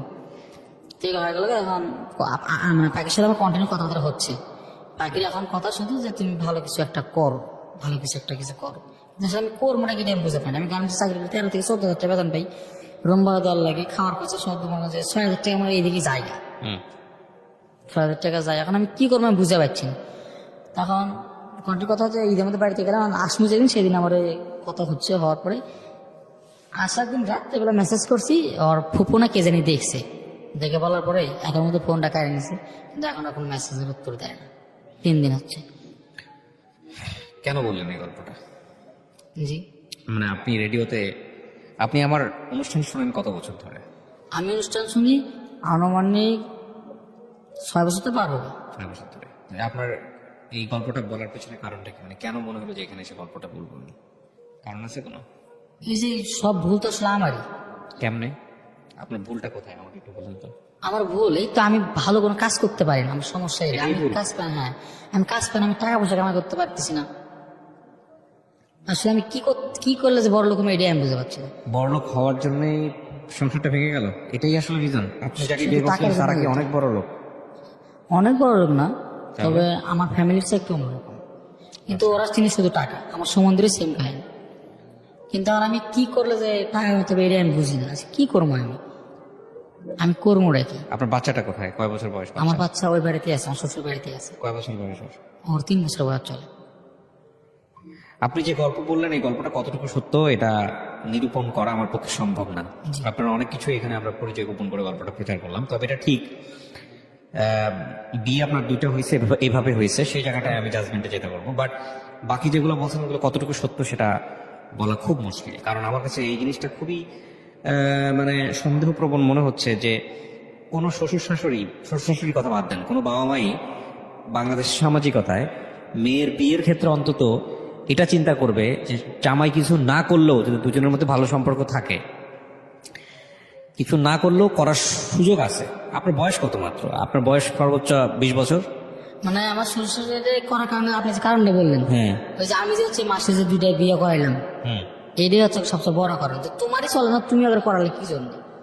এই 2টা বিয়ে হচ্ছে সবচেয়ে বড় কারণ। আর তার মধ্যে আমি প্রথম যে বিয়ে করাইছি না, ওই প্রথম বিয়ে করানোর যে ছেলের যে বাবা, ও মানে গ্রামে এমন গ্যাঞ্জাম করছে, আমার শ্বশুর বাড়িতে যাও এমন গ্যাঞ্জাম করছে যে বলার মতন, মানে কেস মামলা পর্যন্ত হয়ে গেছে। করবে চাইছে না, করে নাই কিন্তু করছে, করবে চাইছে। সবকিছু মিলে আপনারটা হয়ে গেছে অনেক জটিল, যে কারণে আপনাকে আসলে জীবন থেকে সরাই দিয়েছে সবকিছু মিলে। তো আমি আসলে মন্তব্য করতে চাই না, আমি একটা জিনিস যেটা বুঝি সেটা হচ্ছে এরপরে কি আমার সাথে আপনার যোগাযোগ হয়েছে আর কখনো? তা কি জানেন লাস্ট কি হয়েছে আপনার ডিভোর্স বা এরকম বিষয়গুলো? কিছুই জানে না। বা বিয়ে শাদী করছে কিনা আপনি জানেন? জানি। কিছুই জানেন না। আমি আসলে কি বলবো আপনাকে, আমি আপনার গল্পটা শুনে স্তম্ভিত হয়ে গেলাম একটাই কারণে, যে আসলে জীবনে বিয়েটাকে এত সহজভাবে নিয়ে ফেলছেন আপনারা, আর কিছুটা ড্রামাটিক হয়ে গেছে। এই জন্য দেখবেন আমাদের একটা খুব সুন্দর কথা, এটা বিজ্ঞানও বলে। পড়াশোনা কত পর্যন্ত হয়েছে আপনার? আমি যে ক্লাস 7 থেকে চলে এরপর আর পড়েন নাই। এটা আমাদের ওই যে বলে না যে বিজ্ঞানও বলে, সায়েন্সও এটা বলে, এবং এটা ধর্মীয়ভাবেও সত্য। ম্যাচুরিটি বলে একটা ব্যাপার আছে, তুমি বোঝেন তো এই জিনিসটা, যে যে বয়সে যে যতটুকু ম্যাচুর। আপনার বয়স কত বর্তমানে? আমার বয়স 20। 20-21। 20 বছরে আপনি যতটুকু বোঝেন, 30 বছরে গিয়ে আপনি নিশ্চয়ই তার চেয়ে ভালো বুঝবেন। 35 বছরে তার চেয়েও ভালো, 40 বছরে তার চেয়েও ভালো, তাই না? জীবনের সময় মানে যে গাছে যে ফলটা যত সময় ধরে পাকে সেটা তত বেশি মিষ্টি। বুঝতে পারছি জিনিসটা? আমি আপনাকে বোঝানোর জন্য এভাবে বলতেছি। তো 20 বছরে আপনার জীবনে যে ঘটনাগুলো আসছে সেটা আসলে 20 বছরের ঘটনা না, সেইটা আরো পরের ঘটনা হওয়া উচিত ছিল, তাহলে হয়তো আপনার জীবনে এই ভুলগুলো হইতো না। ঠিক আছে? তো আমি মনে করি যে এটার বোঝার মতো বয়স আপনার হয় নাই। সংসার জিনিসটা কি এইটা আপনার সিদ্ধান্ত নেওয়াটা আরো পরে দরকার ছিল। হ্যাঁ, তবে এটা ঠিক যে এই ডিভোর্সটা আপনি যেভাবে বললেন সেই জায়গাটা থেকেও যারা করিয়েছেন, যদি আপনার কথা সত্য হয়ে থাকে তাহলে এভাবে ডিভোর্স করানো উচিত হয়নি। যদি আপনাদের মধ্যে সম্পর্ক ঠিক থেকে থাকে, অন্তত আপনার বাচ্চার কথা চিন্তা করুন। হ্যাঁ, তার ফিউচারটা অনেক গোলমেলে হয়ে যাবে এই ডিভোর্সটা হওয়ার কারণে। সো এটা একটা বিষয়। তবে আপনি যা বললেন সেটা সত্য নাও হইতে পারে। তাদের জায়গা থেকে এমন মনে হয়েছে যে এই বাচ্চার ফিউচার ভালো হওয়ার জন্যই আপনাদের মধ্যে সম্পর্কটা শেষ হয়ে যাওয়া উচিত। তাদের পিছনে তাদের বক্তব্য যুক্তি থাকতে পারে, তা পারে না? অবশ্যই পারে। তবে দিন শেষে ক্ষতি সবারই হয়েছে, আপনারও হয়েছে, যাকে বিয়ে করছিলেন তারও হয়েছে, ইমাজে তারও হয়েছে, এবং আপনার বাচ্চার তো ডেফিনেটলি হয়েছে। তো আমি এই সবগুলার সমস্যার একটাই সমাধান মনে করি, সেটা হচ্ছে মানুষের ওই যে গ্রাম্য ভাষায় একটা কথা বলে বাছ বিচার। বাছ বিচার বোঝেন? যে মানুষের বিচার করার ক্ষমতা, নিজের বুদ্ধিতে বিচার করার ক্ষমতা, ওই ক্ষমতা আসার জন্য নিজের একটা বয়স লাগে। আপনি 16-17 বছর বয়সে এত কিছু চিন্তা করতে পারবেন না। 16-17 বছর বয়সে যে ইমোশনটা থাকে, আমরা অনেক সময় বলি, আমাদের গুরুজনরা বলে যে কাকপক্ষী দেখলেও ভালো লাগে ওই সময়টাতে। কাকপক্ষী মানে একটা চেহারার জায়গাতে বোঝানো হয়নি, মানে যে মানুষটা আসলে নিজের জীবনের জন্য উপযুক্ত না, যে মানুষটা নিজের জীবনের জন্য কাকপক্ষী, তারাও ভালো লাগে ওই সময়টাতে। তো এই ভালোবাসায় আসলে বিচার করার মতো শক্তি থাকে না। আর প্রেম জিনিসটা এত মারাত্মক শক্তি নিয়ে আসে জীবনে, যেটা আসলে শুধু যে আসলে কচি বয়স বা অল্প বয়সের ছেলেমেয়েরা ভুল করে তাই না, এটা পরিণত বয়সের অনেক ছেলেমেয়েরাও অনেক সময় ভুল করে। তারপরেও রেশিওটা কম, মানে যারা পরিণত বয়স তাদের রেশিওটা কম। এখন আপনার জীবনে আমি যদি বলি যে আপনার এই গল্প থেকে শেখার জায়গাটা এটাই, যে এই বয়সে আমাদের আসলে বেশিতে করা উচিত না, প্রেম ট্রেম যাই আসুক না কেন জীবনে এত গুরুত্বপূর্ণ সিদ্ধান্ত নেওয়া উচিত না, এক। আর 2 নম্বর হচ্ছে যে আপনার আসলে কি হতে পারে ফিউচার, এই জায়গাটাই আমি যদি বলি যে আপনার যদি রিয়েলাইজেশন হয়, মানে আপনার যদি মূল্যায়ন হয় নিজের প্রতি, যে না আমার জীবনে অর্থটাই সবচেয়ে বড় প্রবলেম হয়ে দাঁড়াইছে এই প্রেমের এটাই ক্ষেত্রে, সমস্যা। এটা যদি আপনার হয়ে থাকে, তাহলে আমি বলবো আপনার জীবনে সবচেয়ে বড় জিনিস যেটা, সেটা হচ্ছে আপনার 2টা হাত আছে, 2টা পা আছে। জীবনে অর্থ রোজগার করার জন্য একটা মানুষের শুধু নিজের বিবেক বুদ্ধি লাগে, আর হচ্ছে পরিশ্রম করার মানসিকতা লাগে, আর সততা লাগে। আপনার যদি এই জিনিসগুলো থাকে আপনার মধ্যে, আমি পয়সা করির কথা বলি নাই, কিন্তু এই বিষয়গুলো যদি আপনার থাকে, আপনার যদি নিয়ত সৎ থাকে, আর আপনি যদি পরিশ্রমী হন, আপনার যদি কাজ করার মতো ইচ্ছা থাকে, তাহলে জীবনে পয়সা ইনকাম করা খুব কঠিন কোনো কিছু না। হ্যাঁ, অনেক মানুষ আছে যাদের শিক্ষাগত যোগ্যতা নাই, আল্লাহ তাদেরকে কোটি কোটি টাকার মালিক বানাইছে, কিন্তু তারা কি ওই রাতারাতি বসে থাকে ঘরের মধ্যে কোটি কোটি টাকার মালিক হয়নি? তাদের জীবনে পরিশ্রম